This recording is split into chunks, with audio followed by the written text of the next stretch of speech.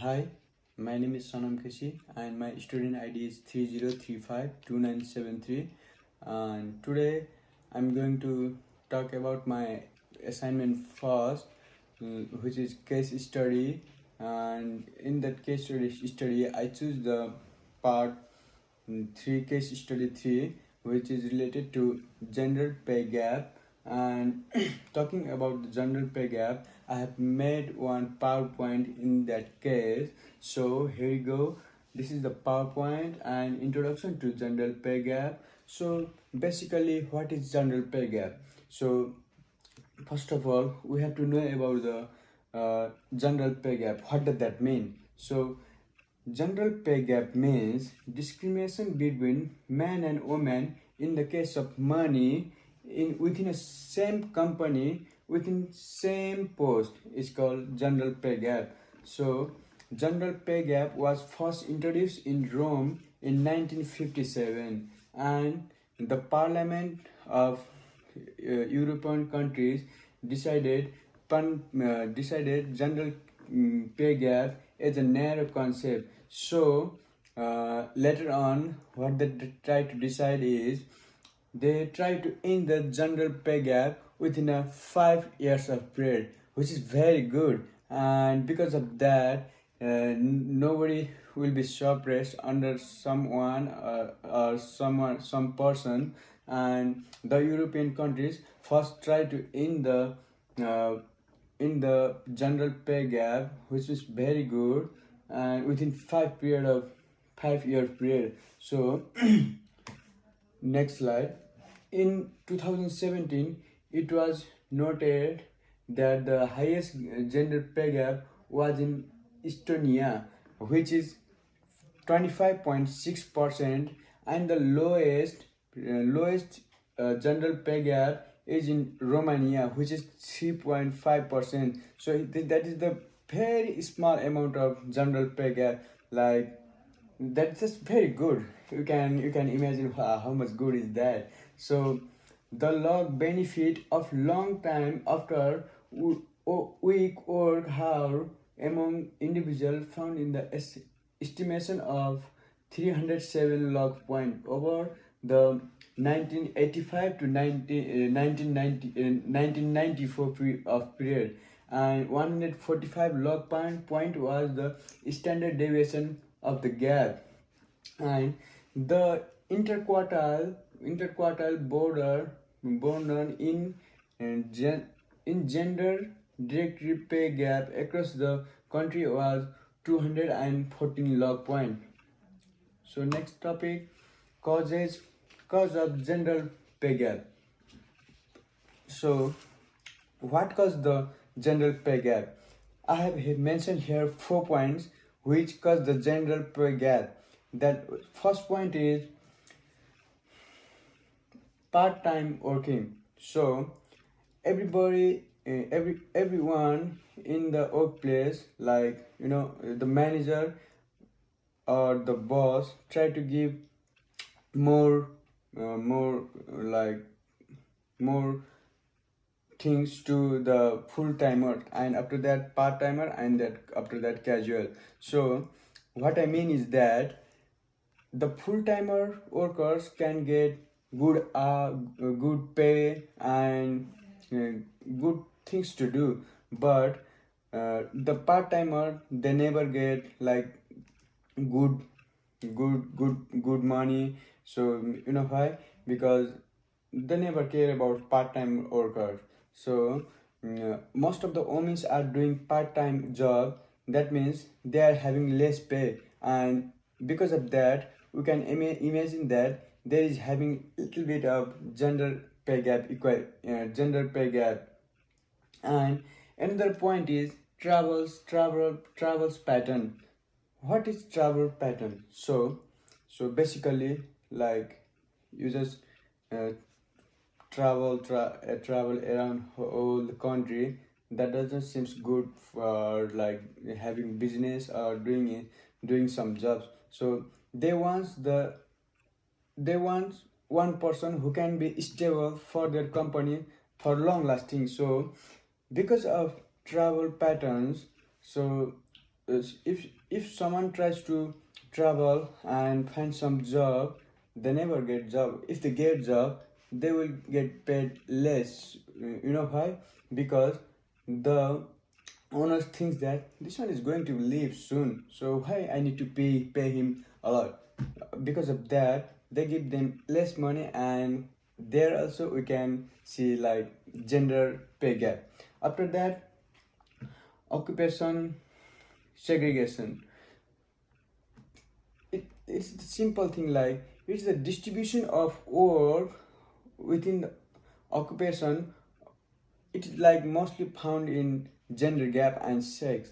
So another point is workplace segregation. Like occupation segregation, it is like division of work within a workplace. So what happens with that?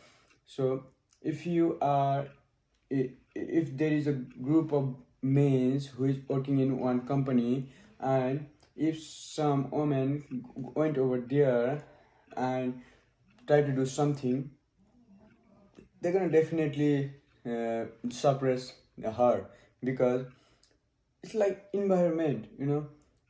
If you are working in one environment, you can't adjust in another environment. It takes time, but it takes a lot of time. So in the beginning, they try to give you little bit of money, and they try to push you.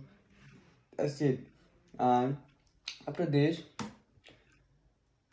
participation in events of work among the women and men have been seeing a trend up to 75 of the gender gap for women in entire day.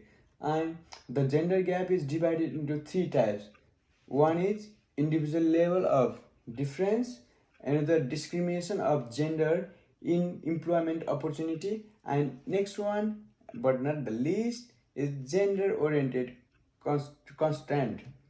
So, talking about negative consequences of gender pay gap, like we have already talked about the causes, and if there is causes, there should be negative points also. So what we are looking at the negative points first. So women are making 80 cents 80 cents for every dollar earned by men, which makes the pay gap of 80%. And there are a lot of factories where there is a lot of men, and they have the power and they can get good money.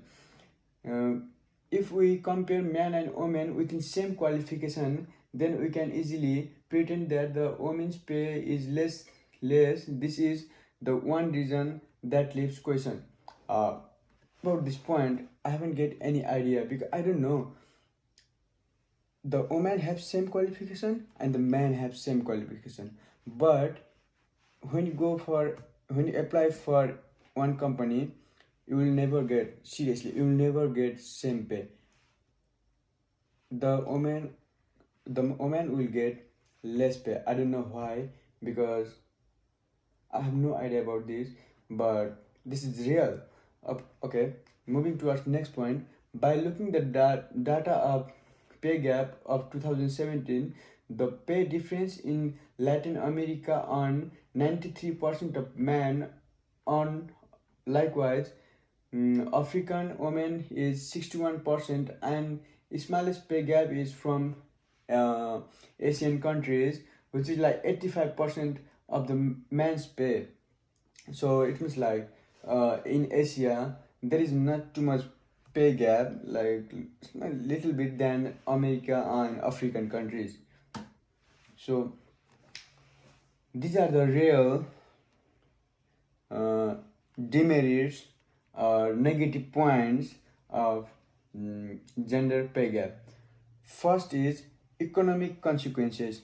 If we improve these economic consequences only, so if someone if in one if there is one company, and if you try to improve the economic consequences, from next day 60% of extra money can get each worker. And another is consequences for women. So there are like many points under consequences for women. So one is like poverty rate. So uh, if there is a poor woman and she can't do anything, she gonna get like less money, and of course everyone gonna push her and she get less money. And another is student loan. So if you get student loan, and if you are getting if you have already taken student loan and you are getting less paid, so it's not good. It takes a lot of year to pay the fee, that student loan, and you can't save for future, so you have to work hard for longer period of time.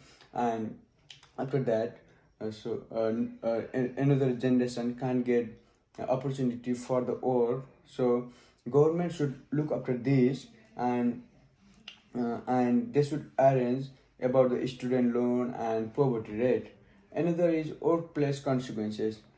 And okay, talking about we are in Australia, and what's the gender pay gap statistics of Australia?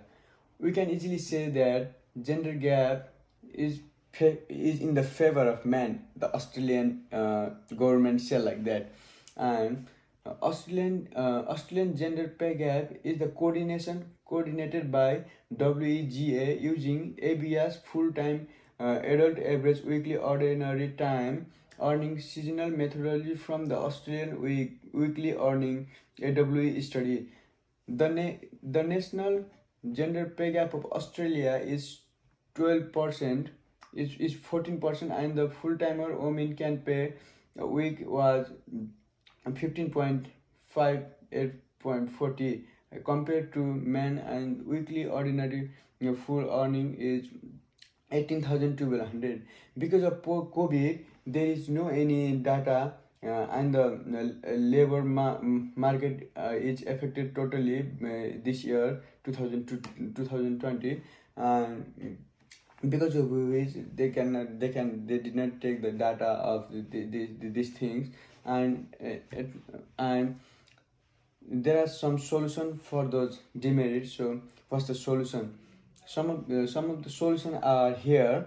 So subsidized children monitoring program, and salary transparency, and eliminating negotiation. So if we follow these points, we can reduce the gender pay gap. So by if you eliminate negotiating with the workers, and how much the workers wants, if you can pay that, it will absolutely reduce the gender pay gap. And if you try to give program in rural about the gender pay gap, so that everybody can know and fight against that.